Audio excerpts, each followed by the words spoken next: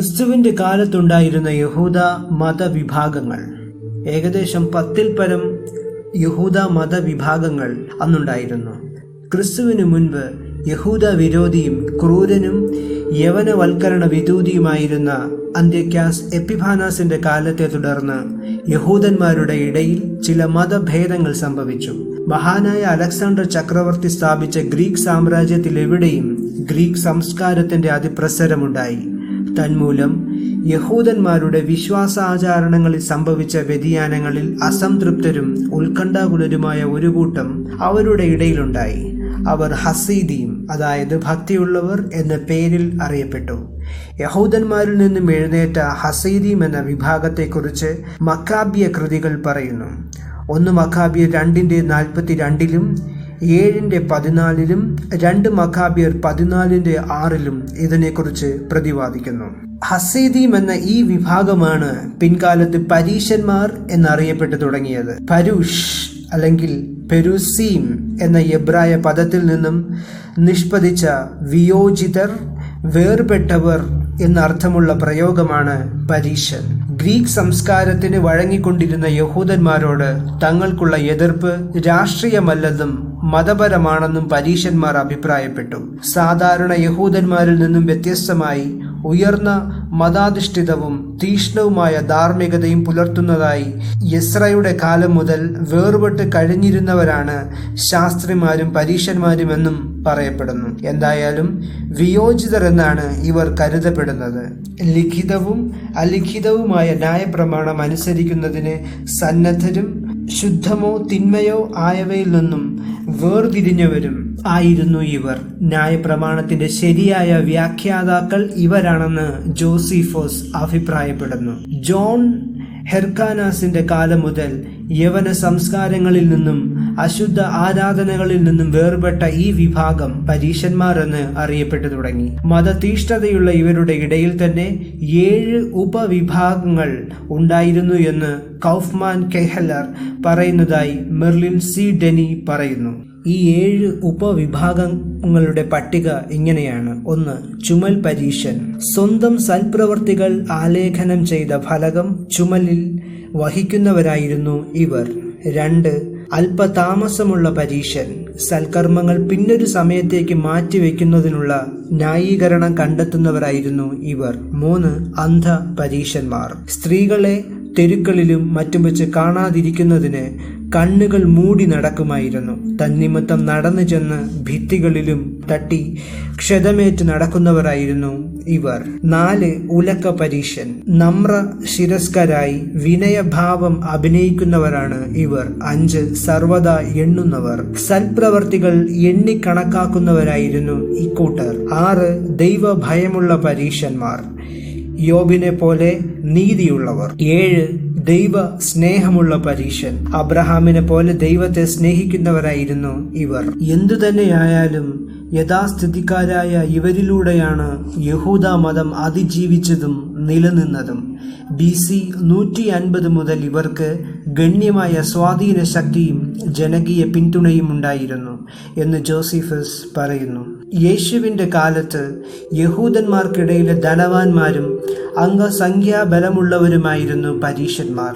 പരീശന്മാരുടെ വിശ്വാസങ്ങൾക്ക് ആധാരമായി അവർ മോശയുടെ പഞ്ചഗ്രന്ഥങ്ങളെയും പ്രവാചക ഗ്രന്ഥങ്ങളെയും എഴുത്തുകളെയും അംഗീകരിച്ചിരുന്നു. ന്യായപ്രമാണത്തിന്റെ പ്രധാന ഉദ്ദേശവും കേന്ദ്രവും ദേവാലയ ശുശ്രൂഷയായി സാദൂക്യർ പരിഗണിച്ചപ്പോൾ പരീശന്മാരാകട്ടെ ന്യായപ്രമാണം എല്ലാ നിലയിലും ജീവിതത്തിൽ പ്രയോഗിക്കുവാനുള്ളതായി കണക്കാക്കി. ന്യായപ്രമാണത്തിലെ ശുചീകരണാചാരങ്ങളും ശബത്താചാരങ്ങളും മറ്റും കൃത്യമായി പാലിക്കുന്നതിൽ പരീശന്മാർ ഉത്സുകരായിരുന്നു.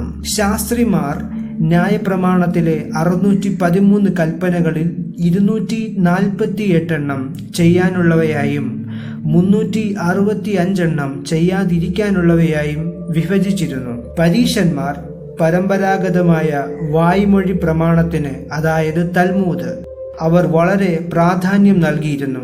ലിഖിത പ്രമാണങ്ങളുടെ അന്യോപദേശ രൂപത്തിലുള്ള വ്യാഖ്യാന രീതി സ്വീകരിച്ചിരുന്നു. അവർ സകലത്തിലും ദശാംശം കൊടുത്തു ദേവാലയത്തിൽ പ്രാർത്ഥിച്ചു വന്നു. അവരിൽ ഭക്തരായ പലരും ഉണ്ടായിരുന്നു. അവരുടെ സ്വയനീതിയും അഹംഭാവവും തങ്ങളുടെ സുഹൃതങ്ങളെ മറ്റുള്ളവരെ അറിയിക്കുന്നതിലുള്ള വ്യഗ്രതയും യേശുവിന്റെ ഉഗ്രശാസനത്തിന് കാരണമായി തീർന്നിരുന്നു. തങ്ങൾ കൽപ്പനകൾ അനുസരിക്കുന്നതിനാൽ അബ്രഹാമിനോട് അനുരൂപപ്പെട്ടതിനാൽ അവർ നീതിമാന്മാരാണെന്നും അതിനാൽ തന്നെ അബ്രഹാമിന്റെ മക്കളാണെന്നും വളരെ അഭിമാനിച്ചിരുന്നു. ആത്മാവിന്റെ അനശ്വരതയിലും അസ്തിത്വത്തിലും വ്യക്തിത്വത്തിലും അവർ വിശ്വസിച്ചിരുന്നു. ദൂതന്മാരുടെയും ആത്മാക്കളുടെയും അസ്തിത്വം അംഗീകരിച്ചിരുന്നു. ശരീരത്തിന്റെ പുനരുത്ഥാനത്തിലും ന്യായവിധിയിലും ദുഷ്ടന്മാരുടെ ശിക്ഷാവിധിയിലും വിശ്വസിച്ചിരുന്നു. ശബത്താചരണത്തിലും കണിശം പാലിച്ചിരുന്നു. ഇതര യഹൂദന്മാരെ പോലെ മശികയുടെ ആഗമനം പരീശന്മാരും പ്രതീക്ഷിച്ചിരുന്നു. ഉപവാസവും പ്രാർത്ഥനയും ശീലിച്ചിരുന്നു. ഇസ്രായേലിന്റെ ചരിത്രത്തിലും ജനങ്ങളുടെ ജീവിത വിധിയിലും ഇടപെടുകയും മോശയ്ക്കും നൽകിയ പ്രമാണത്തിലൂടെ സ്വയം വെളിപ്പെടുത്തുകയും ചെയ്ത അദൃശ്യനായ ദൈവത്തിൽ വിശ്വസിച്ചിരുന്നു. മോശയുടെ എഴുതപ്പെട്ട നിയമങ്ങളെ പോലെ തന്നെ പരമ്പരാഗത ആചാരങ്ങളും കർക്കശമായി പാലിക്കണമെന്ന് അവർ ശഠിച്ചു. മതകാര്യങ്ങളിൽ പൊങ്ങച്ചം കാണിക്കാനും പൊതുസ്ഥലത്തു നിന്നുകൊണ്ട് പരസ്യമായി പ്രാർത്ഥിക്കാനും അവർ തൽപരരായിരുന്നു. ആഴ്ചയിൽ 2 വട്ടം തിങ്കളും വ്യാഴവും അവർ ഉപവസിക്കുമായിരുന്നു. കാരണം മോശ സീനായി മലയിൽ കയറിയത് വ്യാഴാഴ്ചയും ഇറങ്ങിയത് തിങ്കളാഴ്ചയുമാണെന്ന് അവർ ഉറച്ചു വിശ്വസിച്ചിരുന്നു. യേശുവിനെ ക്രൂശിക്കാൻ ഏൽപ്പിച്ചതിൽ ഇവർക്ക് മുഖ്യമായ പങ്കുണ്ടായിരുന്നു. എങ്കിലും പരീശന്മാരിൽ പലരും കർത്താവിനെ സ്വീകരിച്ചവരുമായിരുന്നു. നിക്കോദീമോസ് ഒരു പരീശനാണ് താൻ എന്ന് ഏറ്റുപറയാൻ പൗലോസ് ശ്ലീഹ ലജ്ജിച്ചിരുന്നില്ല. യവനവൽക്കരണത്തിന് എതിരായി വിശുദ്ധ ജീവിതത്തിനും സത്യാരാധനയ്ക്കും വേണ്ടി വിശ്വാസാചാരങ്ങൾ മുറുകെ പിടിച്ചിരുന്ന പരീശന്മാർക്ക് പലപ്പോഴും കനത്ത പീഡ ഏൽക്കേണ്ടി വന്നിട്ടുണ്ട്. ക്രിസ്തുവിന് മുമ്പ് അലക്സാണ്ടർ ജാനസിന്റെ കാലത്ത് വന്ന പീഡനം ഇതിന് ഉദാഹരണമാണ്. AD 70 യെരുശലേം നാശത്തെയും പ്രവാസത്തെയും തുടർന്ന് റോമൻ അനുവാദത്തോടുകൂടി യൂഹാനാൻ ബെൻ സഖായി എന്ന പരീശ നേതാവ് ജാംനിയ എന്ന സ്ഥലത്ത് ന്യായപ്രമാണ പരിശീലന പാഠശാല ആരംഭിച്ചു. ക്രമേണ പരീശന്മാർ ഹില്ലേൽ, ഷമായി എന്ന് 2 വിഭാഗമായി പിരിഞ്ഞു. ന്യായപ്രമാണ വ്യാഖ്യാനങ്ങളിലും തൽമൂദുകളെ കുറിച്ചുള്ള വീക്ഷണത്തിലും ഈ 2 വിഭാഗങ്ങളും വ്യത്യസ്തരായിരുന്നു.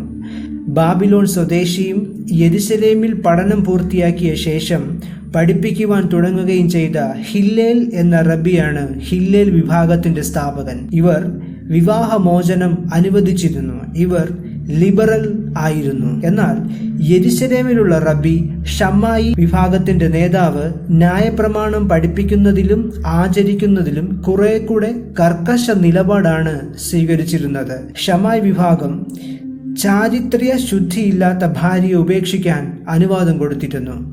ഹില്ലേൽ വിഭാഗം തൽപരരായ ആരെയും ന്യായപ്രമാണം പഠിപ്പിച്ചപ്പോൾ ഷമ്മായി ബുദ്ധിയും പാരമ്പര്യവും വിനയവും പരിഗണിച്ചുകൊണ്ട് അർഹതയുണ്ടെന്ന് തങ്ങൾക്ക് തോന്നിയവരെ മാത്രം പഠിപ്പിച്ചു. പിൽക്കാലത്ത് പരീശന്മാർ മാത്രം അതിജീവിക്കുകയും മറ്റ് വിഭാഗങ്ങൾ അസ്തമിക്കുകയും ചെയ്തു. ഹാഡ്രിയൻ റോമൻ ചക്രവർത്തിയായിരുന്ന കാലത്ത് യഹൂദർ കഠിനമായ പീഡകൾക്ക് വിധേയരായി.